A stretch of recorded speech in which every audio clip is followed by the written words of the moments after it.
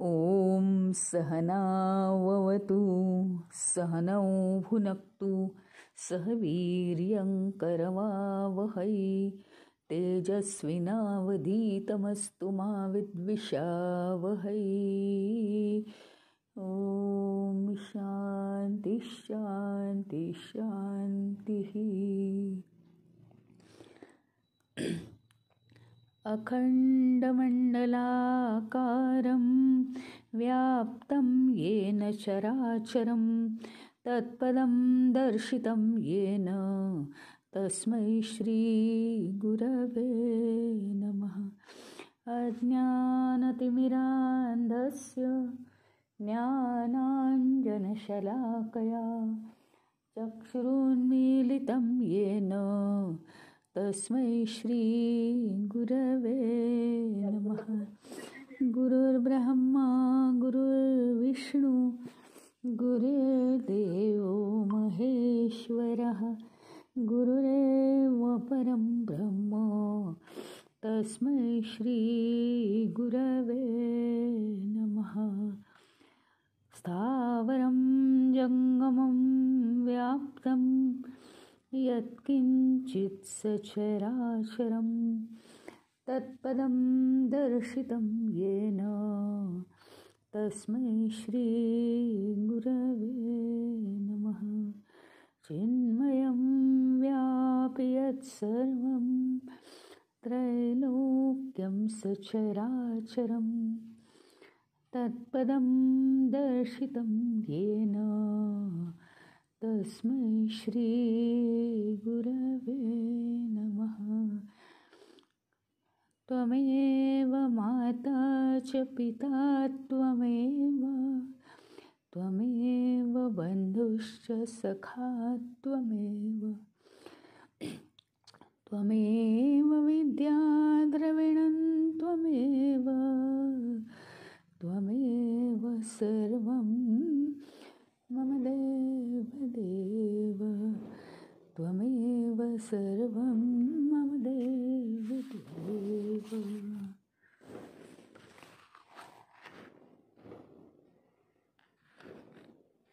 साक्षी म्हणजे काय हे आपण कालच्या श्लोकात शेवटी बघितलं की साक्षी याचा अर्थ कशातही इन्व्हॉल्व न होता सुद्धा ते सगळं दुरून पूर्णपणे बघणारा जो असतो, ज्याला सगळं माहिती आहे परंतु त्याच्यात तो इन्व्हॉल्व नाही, याला म्हणायचं साक्षी.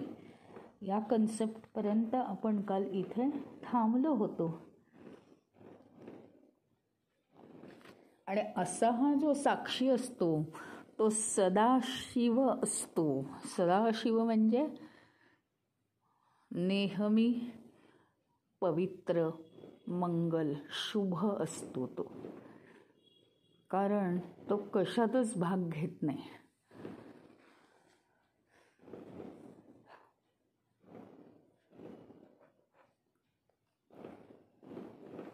मय्येव सकलं जातं मयि सर्वं प्रतिष्ठितं मयि सर्वं लयं याति तद्ब्रह्मद्वयमस्म्यहं द्वयम् अस्मि अहं तद्ब्रह्म द्वयम् अस्मि अहं. अशा दोन प्रकारचं जे काम करतं ते ब्रह्म मीच आहे. मय्येव सकलं जातं, मयी एव, केवळ माझ्यातच सगळं जन्माला येतं. म्हणजे काय, मी सगळीकडे आहे.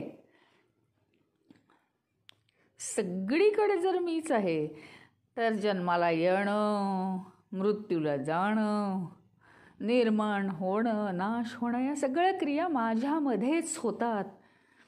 आता कसं कोणताही एक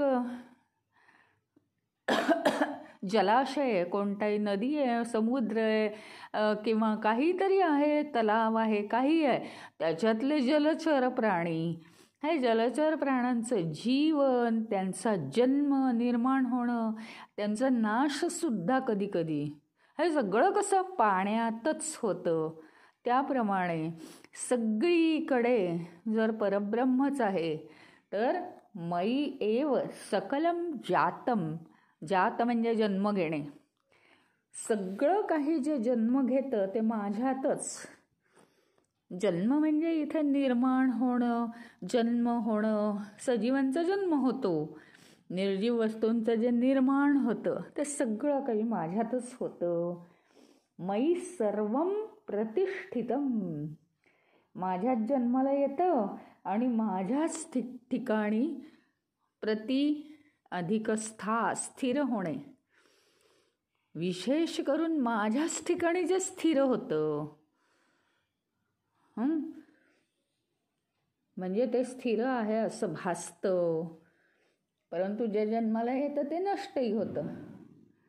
जन्माला येतं, काही काळ ते माझ्यातच स्थिर राहिल्यासारखं वाटतं. मयी सर्वलयम जातम. म्हणजे काय होतं, माझ्यातच सगळं काही लय पावतं. तत् ब्रह्म अद्वयम अस्मि अहम. आणि असं ते अद्वय म्हणजे काय, दुसरं नाही.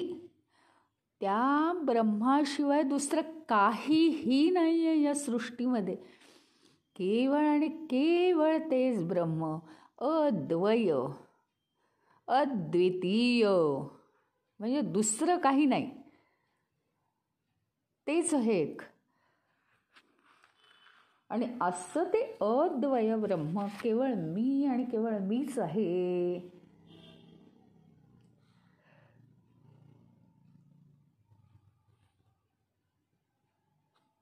काय आहे हे बघा. सूर्य असला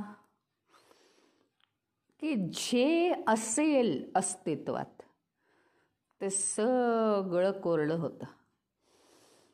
म्हणजे सूर्य भरपूर तापलेला आहे, मग तुम्ही तिथे तुमची फरशी धुवून ठेवा, ती वाळून कोरडी. कपडे वाळत टाका, ते वाळून कोरडे. धान्य वाळत टाका, आणखीन काही वाळवा, पापड वाळवा, ते वाळून कोरडे. पण तेच काहीतरी उपयोगी वस्तू राहिली म्हणजे झाडं. अहो, ती झाडंसुद्धा उन्हात कोरडी पडतात आणि मरून जातात. म्हणजे काय आहे,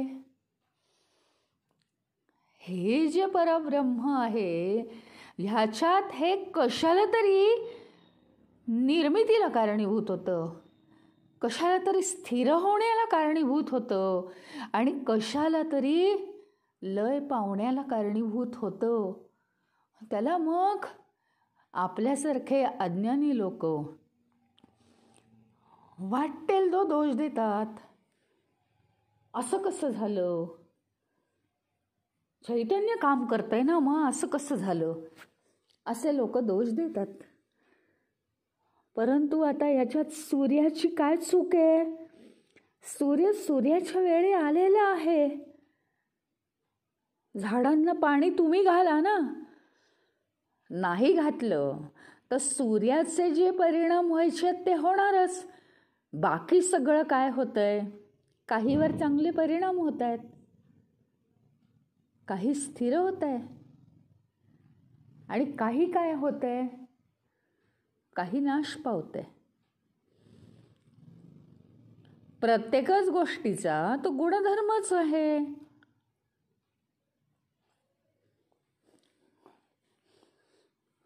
आता जर पाण्याचा बर्फ झाला,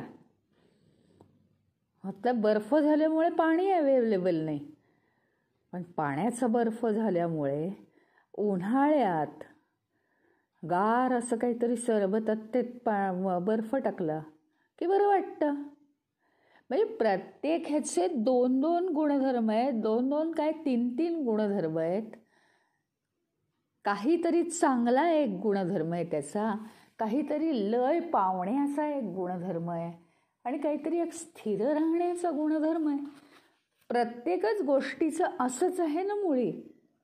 चांगले आणि वाईट दोन्ही बाजू आहेत आणि चांगल्या आणि वाईटच्या मध्ये काहीतरी स्थिरावलेली स्थिती आहे.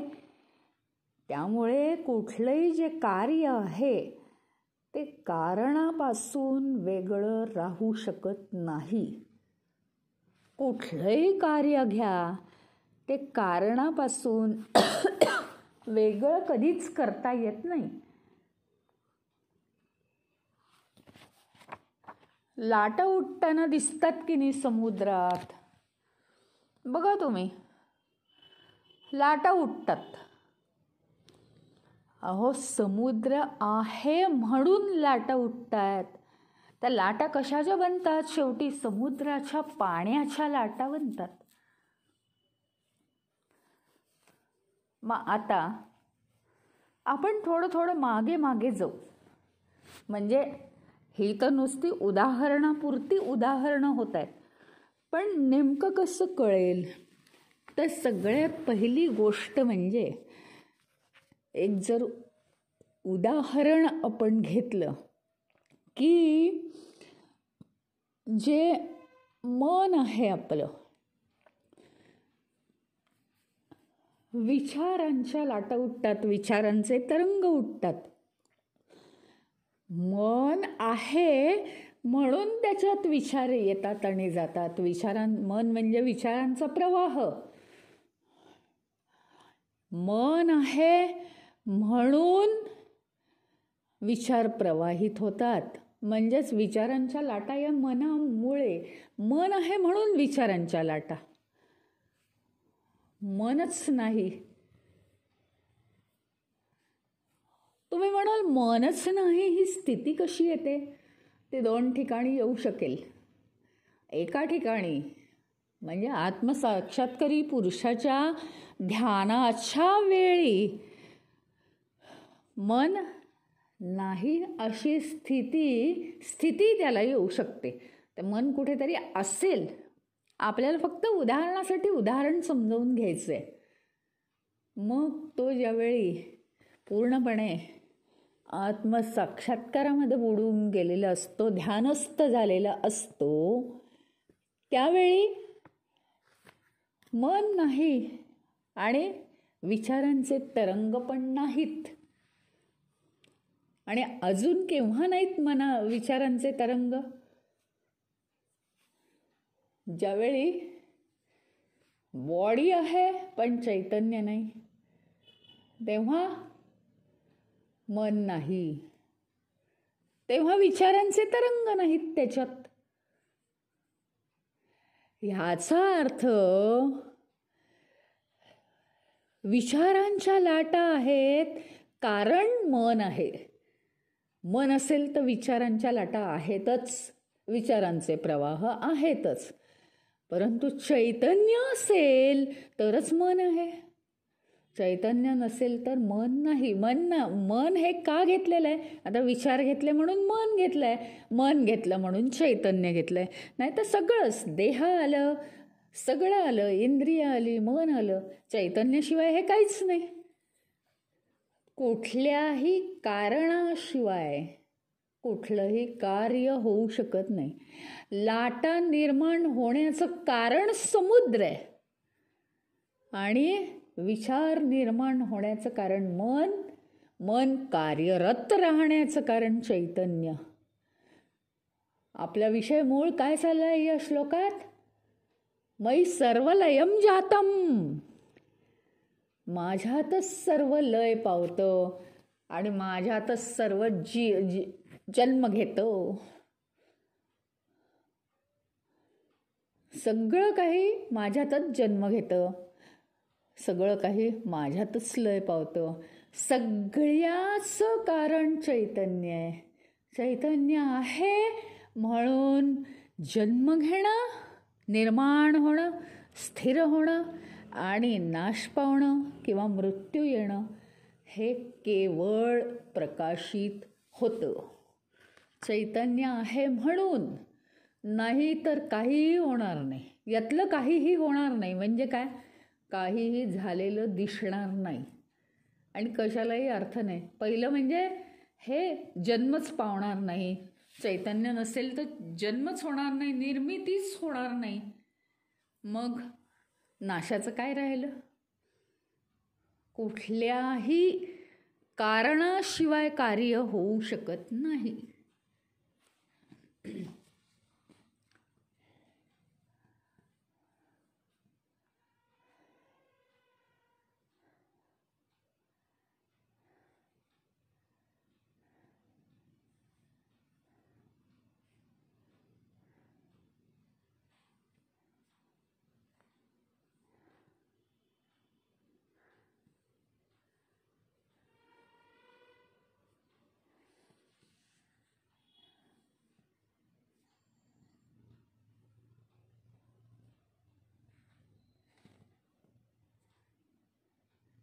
तद ब्रह्म अद्वयम अहम अस्मी.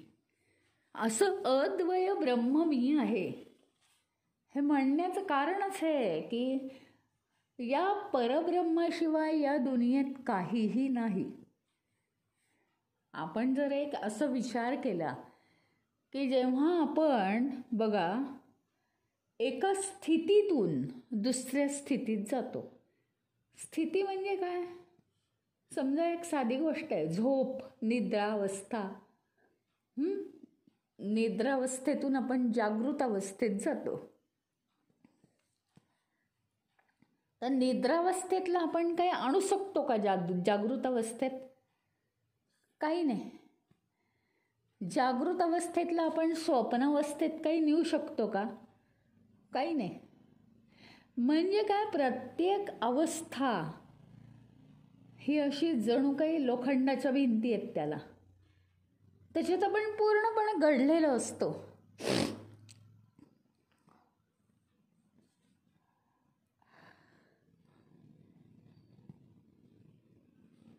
म्हणजे काय सांगण्याचा उद्देश काय, जागृत अवस्थेमध्ये आपल्याला जी सुखदुःख होतात, की आपले कोणाशी काही संबंध असतात, काय काय चालू आहे बरं का आपलं, सगळे ज्या कृती आहेत आपल्या जागृत अवस्थेत, तर स्वप्नावस्थेत जाऊ शकतात का? किंवा स्वप्नावस्थेत आपल्याला काही चांगली चांगली काही वाईट वाईट स्वप्न पडतात, ती आपण जशीच्या तशी उतरवू शकतो का जागृत अवस्थेत? सुषुप्तीमध्ये काहीही जो आपल्याला अनुभव नसतो, पूर्णपणे अंधकारमय किंवा सगळे इंद्रिय शांत, मन शांत, बुद्धी शांत, हे आपण जागृत अवस्थेत आणू शकत नाही किंवा स्वप्नावस्थेत आणू शकत नाही.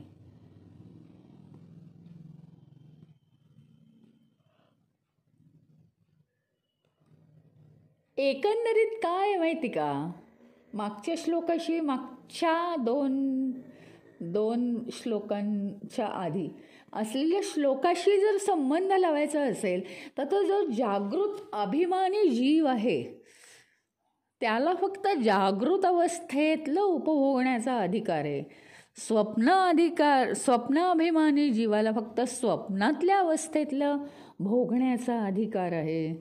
आणि सुषुप्ती अभिमानी जीवाला फक्त सुषुप्त अवस्थेतलं भोगण्याचा, उपभोगण्याचा अधिकार आहे.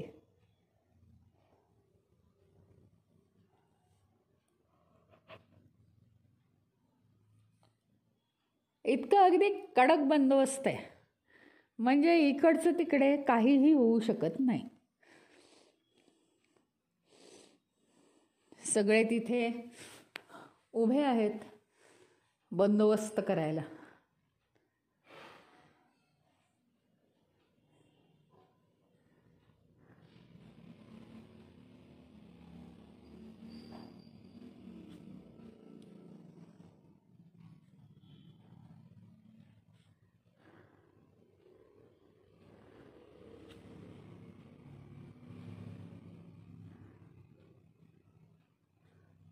त्याच्यामुळे काय झालं आहे,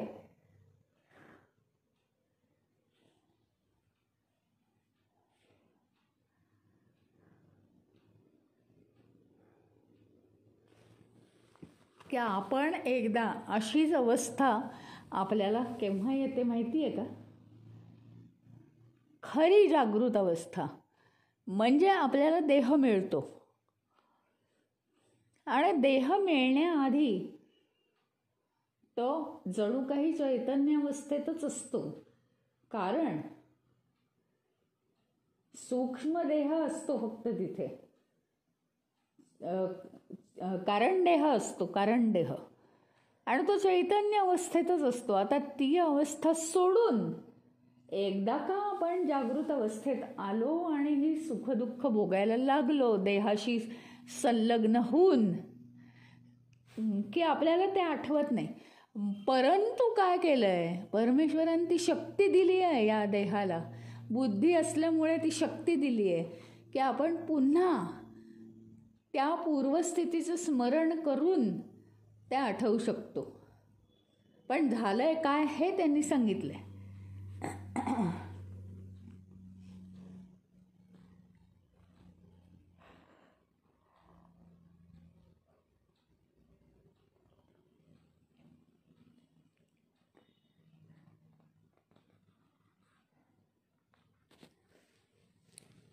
थोड्या थोड्या गोष्टी आपण बोलू शकतो की नाही. म्हणजे उदाहरणार्थ एखाद वेळेस काय होतं, दिवसभर एखादा विचार चालला किंवा काहीतरी घडलं असेल आणि त्या संधानात जर आपल्याला स्वप्न पडलं असेल त्या स्वरूपाचं, तर आपण एखाद वेळेस असं म्हणू शकतो की हो असं असं घडलं होतं आणि त्याबद्दलचं मला स्वप्न पडलं. किंवा कधी कधी असं म्हणतो की मला मार्गदर्शक स्वप्न पडलं वगैरे, कधी कधी असं होतं. मग हे जसं घडतं माणसाच्या जीवनात की आपण स्वप्नावस्थेतलं सुद्धा जागृतावस्थेत सांगू शकतो. खरं म्हणजे काय होतं की ते पूर्णपणे आपण विसरून जातो, पण एरवी सांगू शकतो कधीतरी. ह्याचा अर्थ मानवाकडे काहीतरी एक अशी शक्ती आहे की चैतन्यावस्थेतून येऊन तो या देहाच्या अवस्थेत आल्यामुळे तो पूर्णपणे पूर्वीची जरी अवस्था विसरला असला तरी मी पूर्वी कोणत्या अवस्थेत होतो असा जर त्यांनी मागोवा घ्यायचा प्रयत्न केला तर तो त्या अवस्थेपर्यंत नक्की पोहोचू शकेल. पण त्यांना प्रयत्नांची पराकाष्ठा असावी लागेल.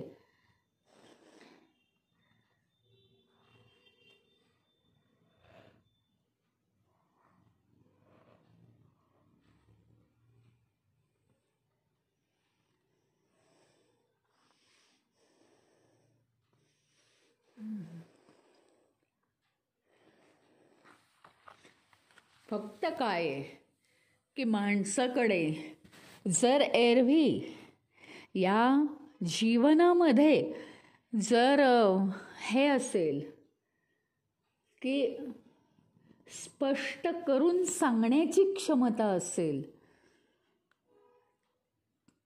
बुद्धीचा वापर असेल, तर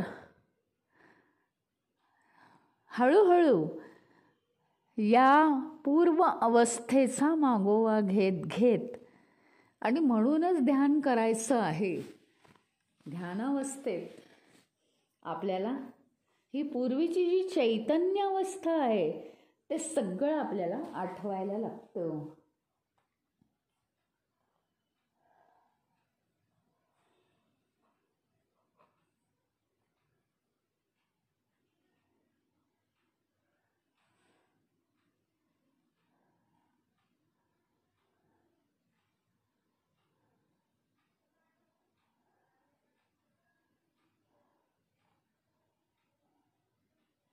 काय आहे फक्त आपली अडचण काय आहे माहिती का? सगळं जरी सांगितलं तरी आपल्याला कळत नाही. त्याचं कारण एवढंच आहे. होतं काय माहिती का, सकाळ झाली, दुपार झाली, संध्याकाळ झाली, रात्र झाली, आपल्या आजूबाजूला काय आहे, सगळं बदलणार आहे. सकाळ झाली की आपण उठून कामाला लागतो. दुपार झाली की थोडंसं जेवणाची वेळ होते, थोडीशी विश्रांती, आणि मग परत आपण कामाला लागतो. संध्याकाळ झाली की कामातून मुक्तता आणि इकडे तिकडे टाईमपास. रात्र झाली की पूर्णपणे आराम. आता या बदलणाऱ्या वातावरणानुसार, परिवर्तनानुसार आपल्या पंचमहाभूतात्मक देह मनामध्ये बदल होतात. कबूल आहे. पण बदलणाऱ्या वातावरणानुसार बघणारा जीव काय सारखा बदलत जातो का? ज्याप्रमाणे सकाळी सावली लांब पडते सूर्याच्या विरुद्ध बाजूला, म्हणजे सूर्य पूर्वेला, तर आपली सावली पश्चिमेला लांब लांब. संध्याकाळी आपली सावली पूर्वेला लांब लांब. मध्यान्हाच्या वेळी आपली सावली अतिशय छोटी. म्हणजे आपण छोटे होतो, लहान होतो, मोठे होतो, असं होतं का? तर नाही. या सगळ्या अवस्थांमध्ये जो अनुभवणारा अनुभवावक जो आहे तो एकच आहे ना. तो जो एक आहे तो म्हणजे चैतन्य आहे, एवढं आपण जाणायचंय. बाकी बदलणारा जो आहे तो चैतन्य नाही. बदलणारं चैतन्य नाही. चैतन्याच्या प्रकाशात झालेले ते बदल दिसत आहेत. अगदी जवळात जवळचा विचार करायचा झाला तर रात्र झाली, झोपायचं आहे. झोपायचं आहे हा विचार मनाचा आहे. रात्र झालेली आहे हा सृष्टीचा परिवर्तनशील बदल आहे. त्या परिवर्तनशील बदलाप्रमाणे हे जे आपलं पंचमहाभूतात्मक उपकरण आहे त्यातल्या मनावर परिणाम होतो. मन हेच विचारांचं साधन आहे. देहाकडून ते करून घेतं. मग रात्र झाली ते देहालाच सांगतं आता आपल्याला झोपायचे. पण मन हे काही अनुभवक नाही आहे. अनुभवक म्हणजे जाणीव. जी जाणीव आहे ती त्याच्या पलीकडची आहे. तुम्ही झोपा का तुम्ही उठा, सगळ्यांना साक्षीभावाने पाहणारा तो जो साक्षी आहे ते म्हणजे चैतन्य आहे. त्याच्यावर बदल नाही. कितीतरी उदाहरणं.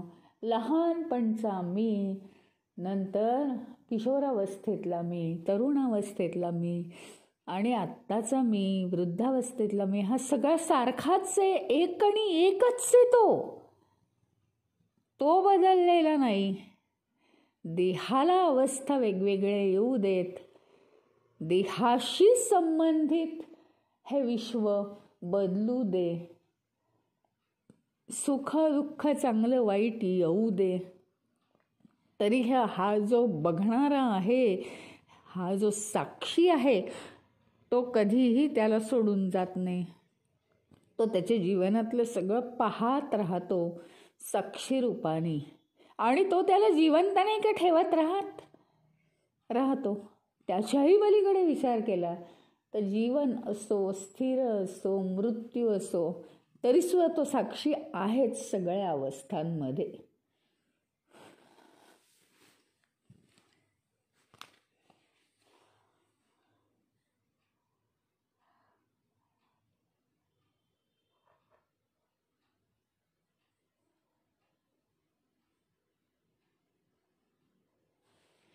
आणि एक होतं मग हे जर आपल्याला कळलेलं आहे, आपण काय करत होतो आजपर्यंत, की वाईट काहीतरी दुःख झालं आपल्याला तर आपण त्या दुःखाच्या विचारात मग्न होत होतो आणि त्याचा उपभोग घेत होतो. चांगलं घडल्याचा मोठेपणा क्रेडिट घेत होतो. त्या विचारात मग्न होत होतो, आनंद उपभोगत होतो. मग आपल्या लक्षात येईल चांगलं घडणं, वाईट घडणं, किंवा जागृत अभिमानी जीव असणं, सुषुप्ती अभिमानी जीव असणं काही नाही आहे. सगळं एकच आहे. त्यावेळी आपण ध्यानमग्न अवस्थेत या सगळ्यांपासून अलिप्त व्हायला लागतो. ध्यानाला जायचीच गरज नाहीये. हे सगळं घडत असताना त्याच्यापासून आपण अलिप्त होऊन आपल्या कायम स्वरूपी जी जाणीव आहे त्या जाणीवेत स्थिर राहण्याचा प्रयत्न करत असतो. ती आहे चैतन्यावस्था. त्यातनं बदल नाही होत. ती आपली मूळ अवस्था आहे. बाकी तुम्ही कुठेही जा, पिकनिकला जा, लोकांकडे जा पाहुणे म्हणून, कुठेही तुम्ही स्थिर राहणार नाही. आपल्या घरी आलं रे आलं की तुम्ही स्थिर. हो, आता आपल्याला इथेच कायम राहायचंय हे कसं पक्क ठरलेलं असतं. जोपर्यंत समजा काही आहे, तुमच्याकडे फंक्शन आहे, कोणाकडे तरी पाहुण्यांकडे गेलात, लांब गेलात गावाला, तोपर्यंत तिथल्या सगळ्या नातेवाईकांना भेटताय, रोज कार्यक्रम चाललाय, हे चाललंय, ते चाललंय, अनेक कामं करून येत आहे, अनेक भेटीगाठी घेताय, काय काय काय काय बरंच चाललंय, महिनाभर झाला. कुठेही तुम्ही स्थिरावत नाही. कारण काय, हे सगळं करून शेवटी आपल्या घरी जायचंय. आपल्या घरी आल्यावर आपण असा विचार करतो का, अरे मला ना आता जायचंय बरं का इथून, 4 दिवसात सगळं कामं संपवून. बाहेर असताना ठीक आहे, आपल्या घरी आल्यावर काही नाही, हे जरा पुढच्या आठवड्यात करू काम, हे जरा आपण पुढच्या महिन्यात करू. म्हणजे काय, आता आपल्याच घरी आहे, आता वेळ आहे, आता सगळं करायला वेळ आहे. तसं सगळीकडे आपण जे वावरतोय, जागृत अभिमानी जीव म्हणून असो का सुषुप्ती अभिमानी जीव असो, तरी सुद्धा ती भूमिका घेऊन तिथे आपण स्थिरावत नाही. जरी त्या अवस्थेत आपण स्थिर असलो तरी आपल्याला तिथून परत निघायची इच्छा असते. कुठे, तर आपल्या चैतन्यमय अवस्थेकडे. त्या अवस्थेत गेल्यानंतर आपल्याला कोणतीही जगाची अवस्था खुणावत नाही की आमच्याकडे ये. कोणतीही जगातली अवस्था आम्हाला आकर्षित करत नाही. कारण ते आमचं स्वस्वरूप आहे, स्वतःचं मूळ स्वरूप आहे. दिवसभर कितीही भूमिका करा, ऑफिसला जा, कुणाचे बॉस व्हा, कुणाचे सेवक व्हा, कुणाचं काहीही व्हा, कुणावर अधिकार चालवा, कुणाचा अधिकार आपल्यावर चालवून घ्या. आपल्या घरी आल्यावर संध्याकाळी एकदम मूळ स्वरूपात आपण येतो. काहीही नाही, कोणतीही भूमिका नाही, आता कोणतीही भूमिका नाही. आणि ती अवस्था आपल्याला रोज रात्री झोपेत अनुभवायला मिळते. पण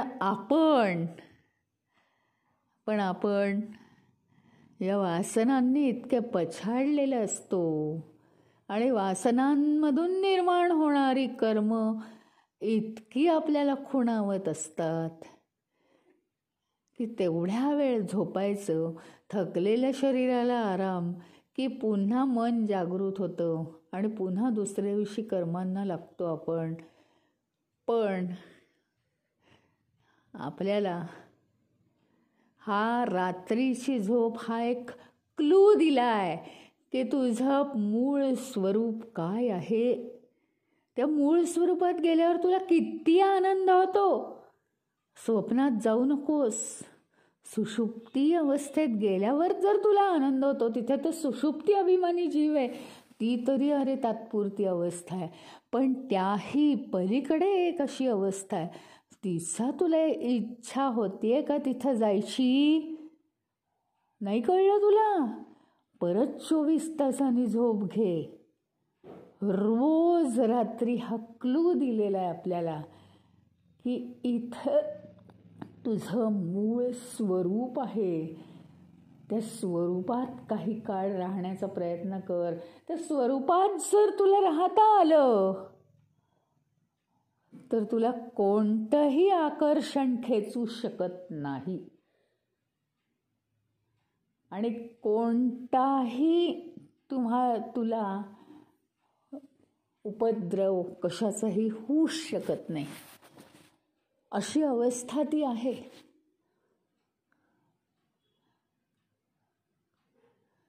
समजवून जर घ्यायचं असेल तर खूप सूक्ष्मात गेलं पाहिजे.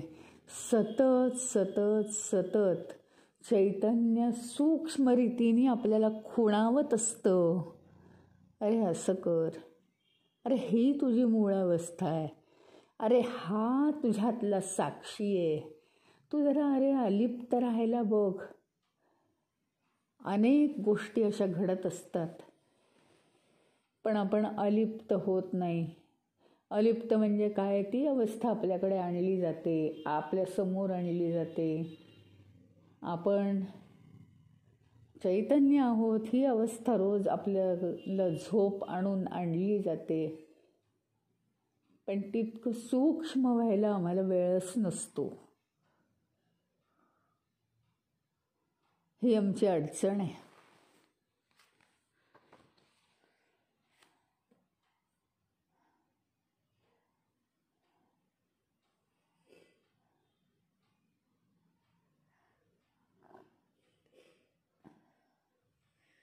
एकदा का या अवस्थेत आपण गेलो की मनातलं सगळं सगळं सगळं जग ओसरून जातं.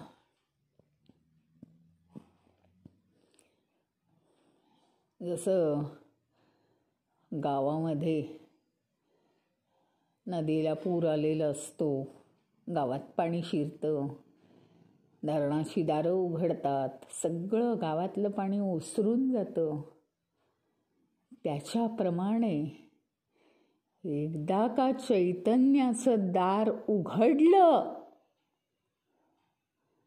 सगळं सगळं सगळं मनातलं हे जग, या जगाचे विचार ओसरून जातात, काही राहत नाही.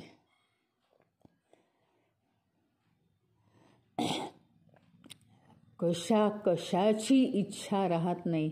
ह्याचा अर्थ वैराग्य येतं असं चुकीचा अर्थ अजिबात घेऊ नये. कशाची इच्छा राहत नाही म्हणजे मान अपमान समान आहे. व्यवहारात जे बोलायचं ते आम्ही बोलू, पण जे मनात खिजत राहतं ते अजिबात होत नाही. सगळं ओसरून जातं. अतिशय शांत जीवन होतं. अंतर्यामीचं जीवन. इथे व्यवहारातल्या जीवनाचं कोणीच मार्गदर्शन करत नाही एवढ्या उपनिषदाच्या हायर लेव्हलला.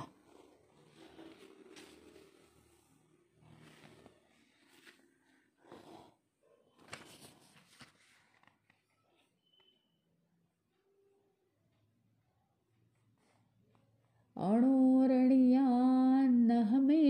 तद्वन् महानहं विश्वमहं विचित्रं पुरातनोऽहं पुरुषोऽहमीशो हिरण्ययोऽहं शिवरूपस्मि.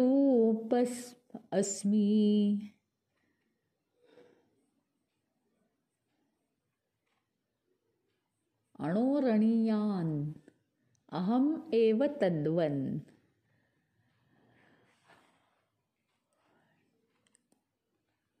अणोः आणि यान, अणुपेक्षा सुद्धा मी लहान आहे. तद्वत महान अहम, विश्वम अहम विचित्रम, म्हणजे असं विलक्षण, अतिशय मोठा मी आहे. आणि हे जे बहुविध विश्व आहे ना, विलक्षण विश्व आहे, विचित्र विश्व आहे, असं मी आहे. तुम्हाला ओळखूच मी येणार नाही, पण तो मीच आहे. अणुपेक्षाही लहान आहे आणि सगळ्या मोठ्याहूनही मोठा मीच आहे. म्हणजे विश्व केवढं आहे, नुसती कल्पनाच केलेली बरी, तो सुद्धा मीच आहे.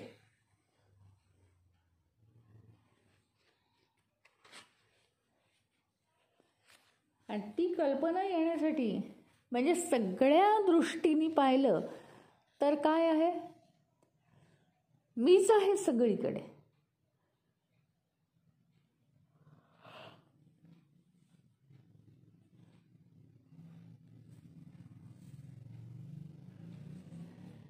तुम्ही काहीही नावं द्या, म्हणजे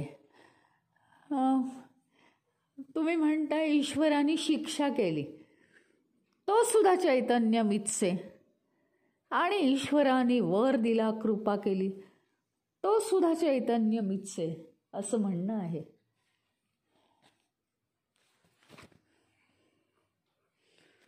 आता हे सगळं कसं होतं?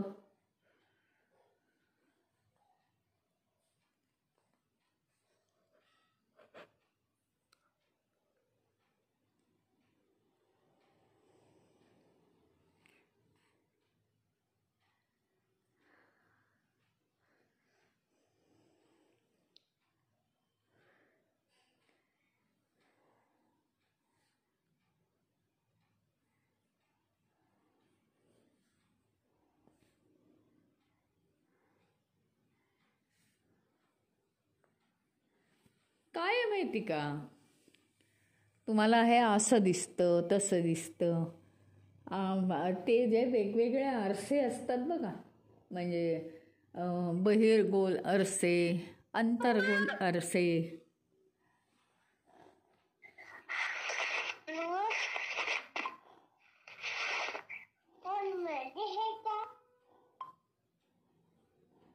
अंतर्गोल आरसे, बहिर्गोल आरसे. कसं दिसतं ना, कधी उभा चेहरा दिसतो त्याच्यात बारीकसा, बहिर्गोल आरशांमध्ये मोठं जाडं चित्र दिसतं. असं सगळं दिसतं आपल्याला या सृष्टीमध्ये, वेगवेगळं दिसतं. हा उद्देश आहे हे सांगण्याचा, की कसंही तुम्हाला विश्व दिसू दे. आताच आपण शिकलो ना मागच्या श्लोकात, कार्य हे कारणापेक्षा वेगळं राहूच शकत नाही.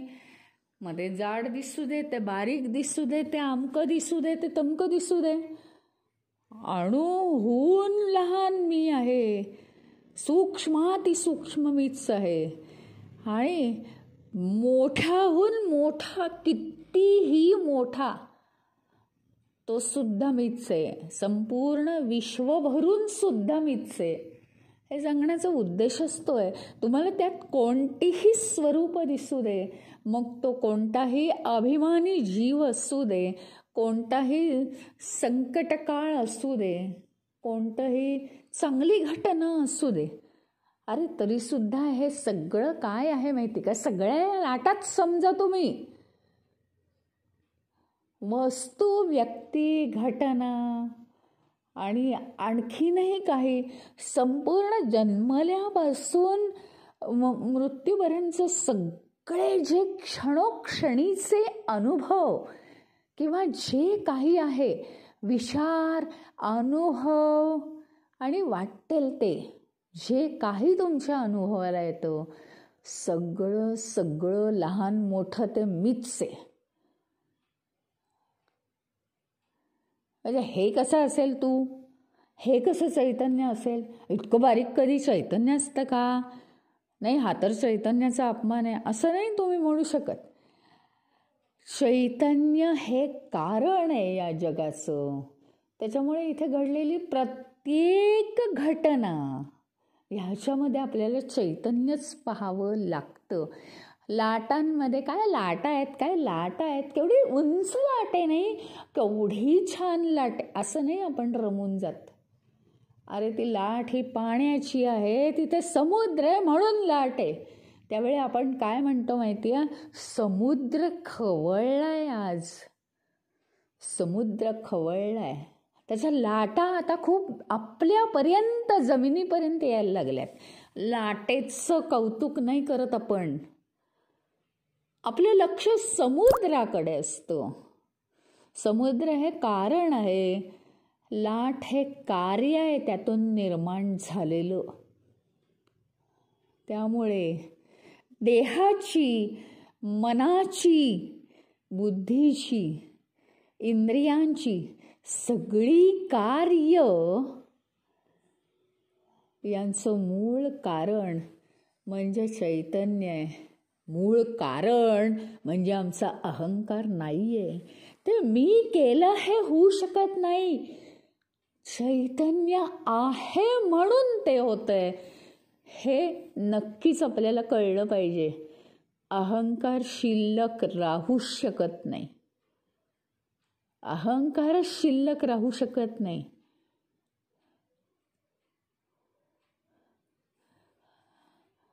रावणाने सीतेला पळवलं.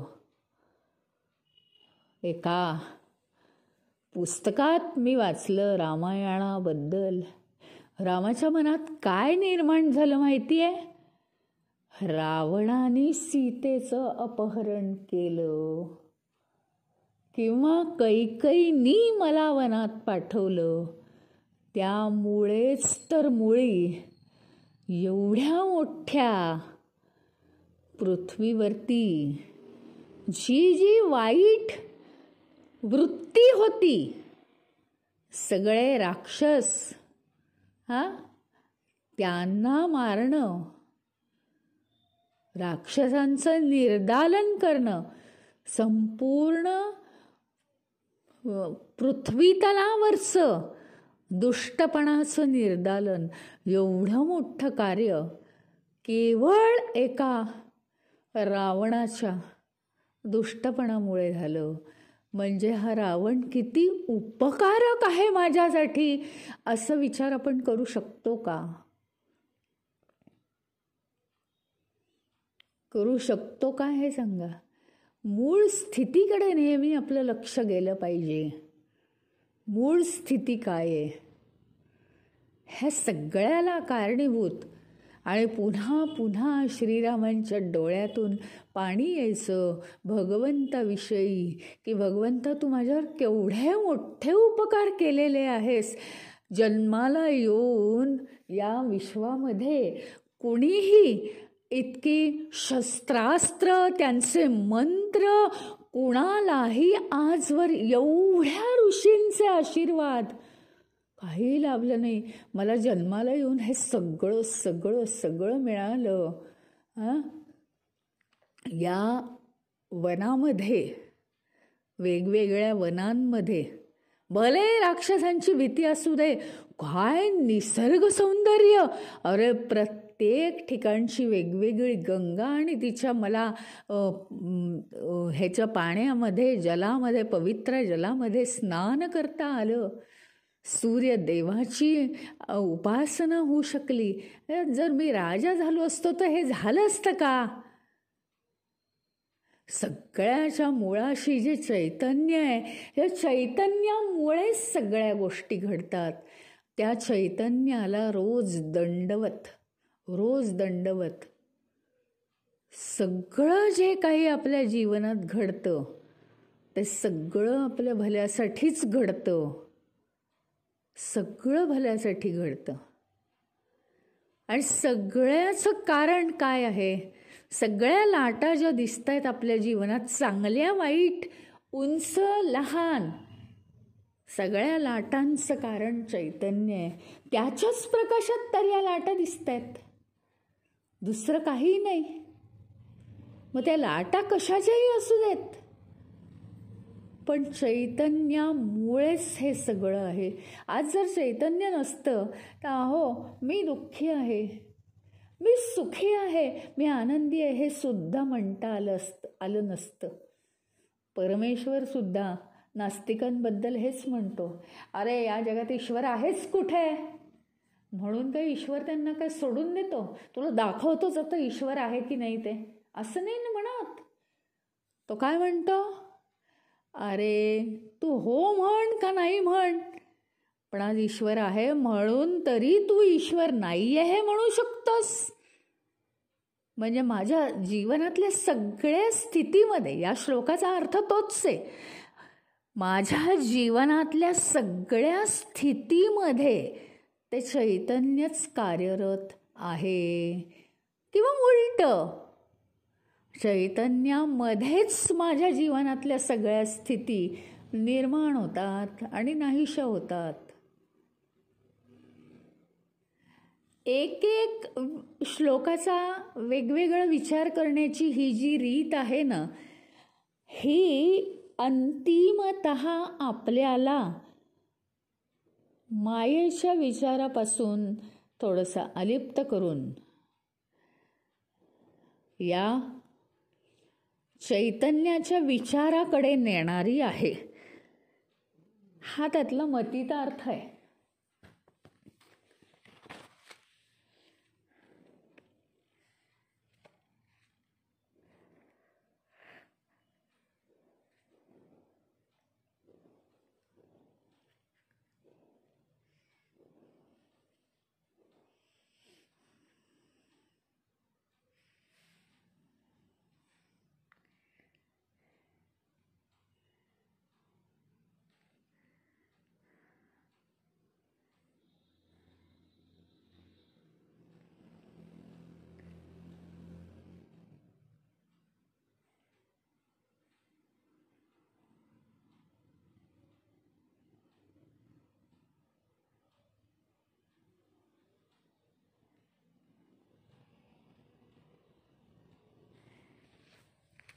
एक म्हणजे तुमच्या एक लक्षात आलं असेल बघा, मग जर आम्हाला इतकं अलिप्त करायचं होतं, आम्हाला एवढं जर अलिप्त करायचं होतं, हा प्रश्न आहे ना, नवीन साधक नेहमी विचारतात.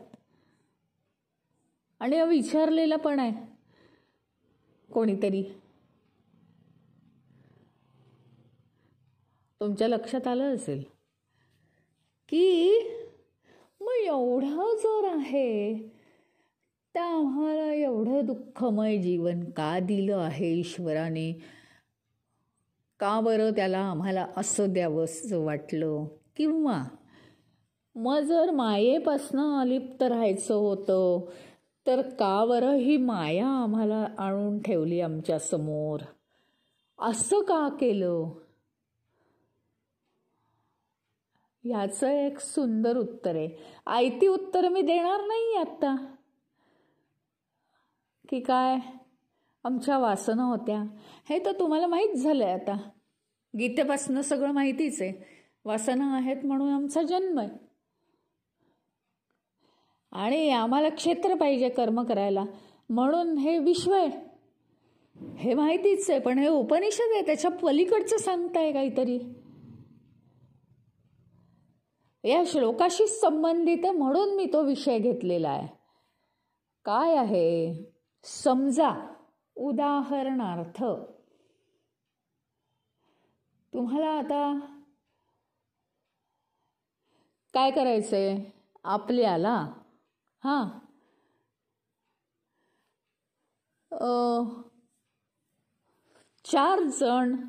4 जणी आपण कुठेतरी जाणार आहोत. 4 जणी जाणार आहोत. चौथी जी मुलगी आहे तिच्या घरी सगळेजण भेटणार आहोत आणि तिथून गाडीने जाणार आहोत पिकनिकला. समजा जाणार आहोत, कुठल्या तीर्थक्षेत्री जाणार आहोत. आता असं आहे की ते चौथीचं जे घर आहे ते आपल्याला माहिती, म्हणजे ते त्या एकीला माहीत नाही. चौथीचं जे घर आहे ते त्या पहिली जी मुलगी आहे तिला माहीत नाही. तिला दुसऱ्या आणि तिसऱ्या मुलीचं घर माहिती आहे.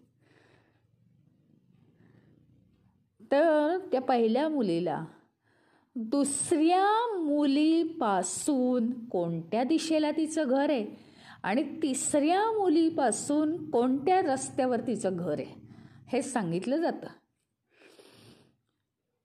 मग ती दुसऱ्या आणि तिसऱ्या मुलीच्या घराच्या दिशेने जसं जसं खुणा सांगितल्या आहेत तशी ती चौथीच्या घरी पोहोचते. आता मला एक सांगा, महत्त्वाचं काय होतं?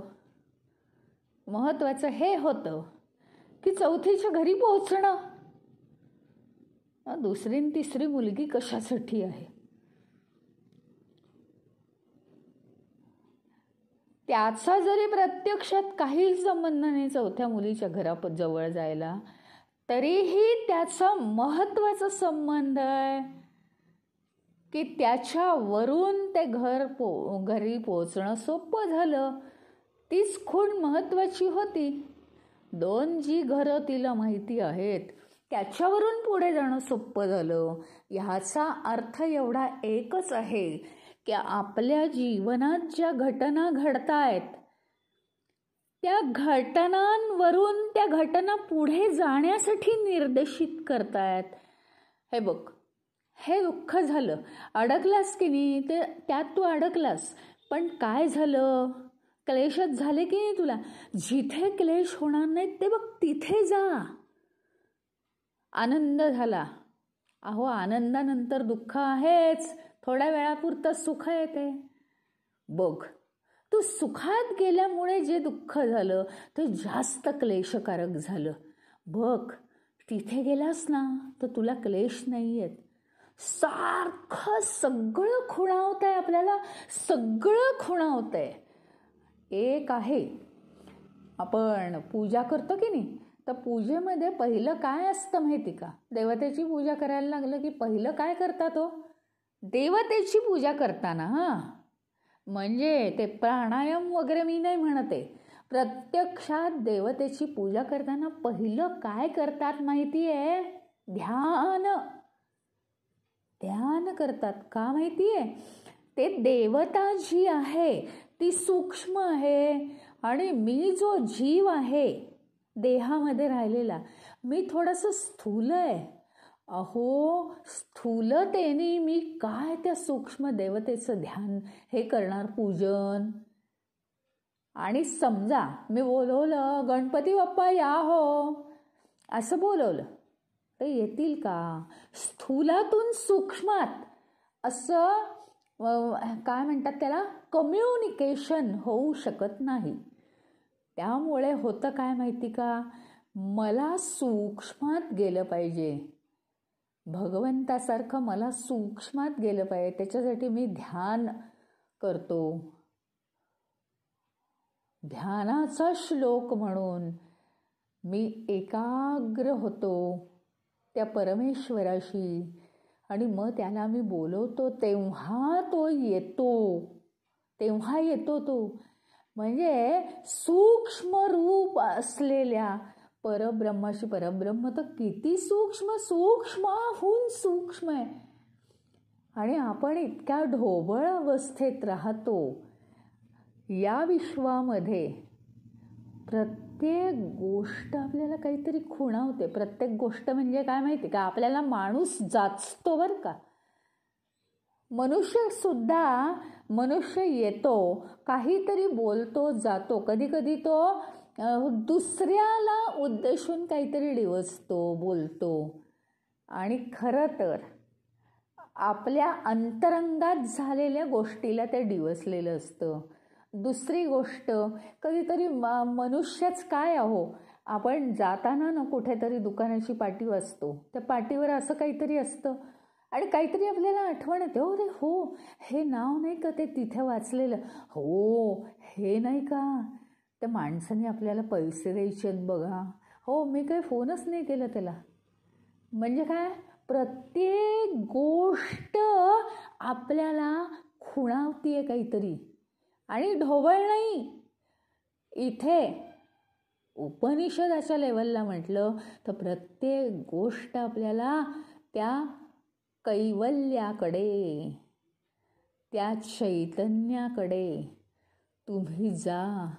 तुमचं ते मूळ स्वरूप आहे. तुम्ही इथे सुखदुःख करत बसू नका. तुम्ही इथे लाट होण्याचा आनंद घेत बसू नका. मूळ स्वरूपात तुम्ही विलीन व्हा. त्याच्यात खरा आनंद आहे. अशी प्रत्येक गोष्ट खुणावते. आणि म्हणून आता तुम्हाला हे उदाहरण पटलं असेल की दुसरं आणि तिसरं घर कशासाठी, तर चौथ्या घरी अंतिमता पोचण्यासाठी. म्हणून या जीवनातल्या सगळ्या ज्या घटना आहेत, ती कर्म आहेत, त्या आमच्या वासना आहेत, नो डाऊट. हे सगळं झालं. आता त्याच्या पुढची स्टेप जीवनात कमी जास्त, कधी कमतरता, कधी काही खुशी, कधी मान, कधी अपमान, सगळ्या अवस्था. मग त्यात वस्तू असो, व्यक्ती असो, घटना असो, व्यक्तीसुद्धा असल्या तरी चालेल, पण त्या सगळ्या निमित्त आहेत. सगळ्या डेस्टिनेशनला पोहोचण्यासाठी, अंतिम ठिकाणाला, गंतव्याला जाण्यासाठी सगळे हे स्टॉप आहेत की जिथून आपल्याला आपला मार्ग काढता येणार आहे. सगळे हे संकेतस्थळ आहेत आपल्यासाठी. तिथून पुढे पुढे पुढे पुढे बाण दाखवलेत. यातनं सगळ्यातनं गेलं ना, तावून सलाखून निघालं ना की आपण तिथे पोहोचलोच समजा. हे सगळं काही निरर्थक नाही आहे. ते आपल्यासाठी आहे. अगदी आईच्या आरामात राहून कधीच त्या चैतन्याचा शोध घ्यावंसं वाटणार नाही आहे. हे लक्षात ठेवूया आपण. हे जे सगळं घडतंय ते सगळं आपल्या चांगल्यासाठी आहे.